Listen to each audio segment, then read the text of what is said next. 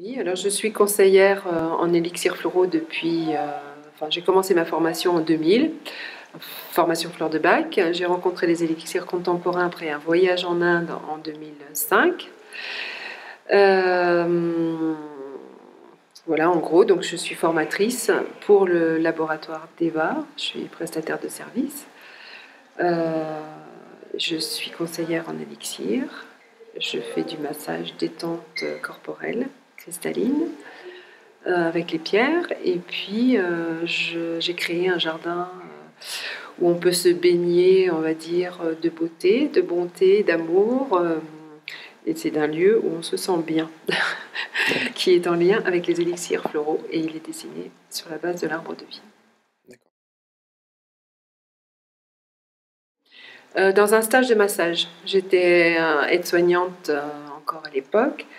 Et je faisais un stage de massage au sein de cette profession. Et la personne qui nous apprenait le massage avait un pot de crème qu'on appelle Rescue. Et j'ai demandé ce que c'était. Et vu que j'avais parlé de fleurs avec une des stagiaires qui me dit « Comment tu ne connais pas les élixirs floraux ?» Et donc, elle est allée me chercher un livre chez elle qu'elle m'a donné le soir même et en me disant « C'est pour toi ». Donc voilà, et 2 mois après, je commençais ma formation avec Jean-Michel Cherperel, qui venait en Bretagne et en Normandie à l'époque.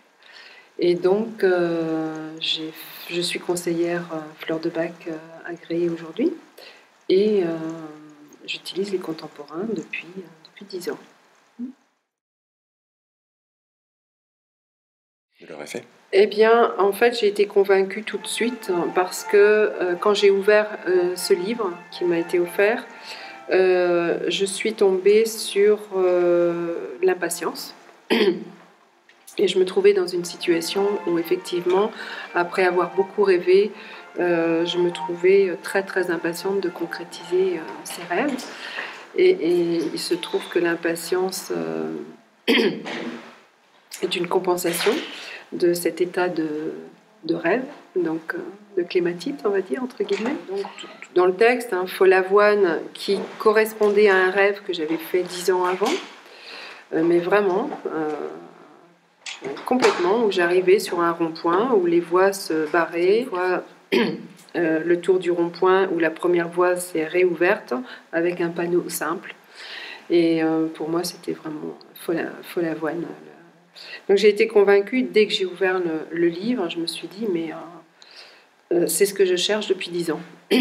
Et donc j'ai pas... voilà, 2 mois après, j'étais en formation, je me suis pas posé de questions.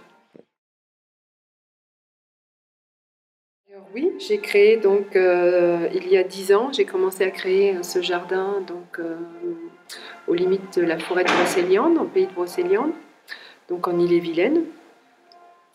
C'est un jardin qui est donc dessiné sur un schéma utilisé dans la Kabbale, donc dans la tradition. C'est un jardin, donc le dessin de l'arbre de vie ou de l'arbre des séphirotes représente autant le macrocosme que le microcosme, représente aussi le corps humain. Et je vous disais tout à l'heure que c'est dans un stage de massage que j'ai rencontré les élixirs. Donc le corps pour moi est vraiment très important. Au-delà du dessin, donc du dessin qui apporte la structure dans le jardin, il y a toutes les fleurs qu'on pourrait utiliser en élixir. Donc il y en a une soixantaine, c'est un petit jardin de 300 mètres carrés, il y a une soixantaine de fleurs, mais autant des fleurs de bac que des contemporaines, que des andines. Et c'est vraiment un travail de méditation, d'exploration vraiment intérieure. Et donc je passe comme ça de mon cabinet où je travaille le jardin intérieur au jardin extérieur. Et le va-et-vient se fait pour une élévation.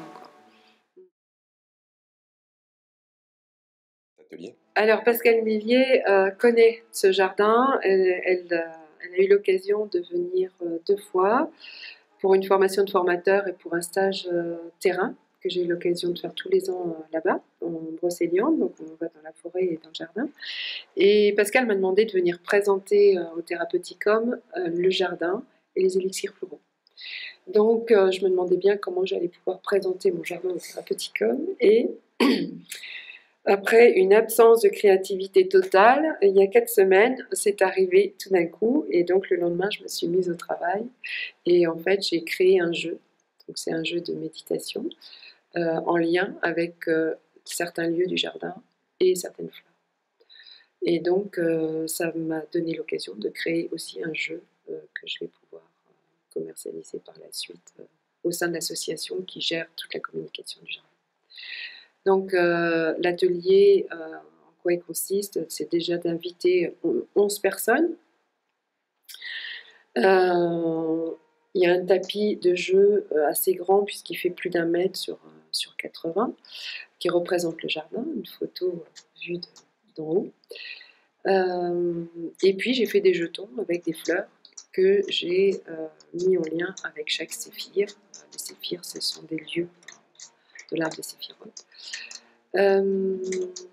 Et j'invite à tirer ces jetons tour à tour pour composer avec le groupe entier l'arbre de vie. Donc c'est un travail personnel, mais un travail de groupe pour le groupe, mais au-delà du groupe aussi.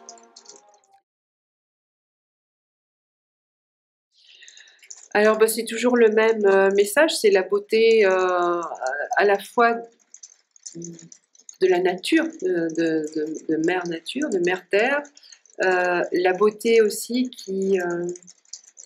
Pascal ce matin concluait en parlant de cette phrase pour tirer toujours le fil de la merveille. Voilà, je participe à ce partage à ma façon.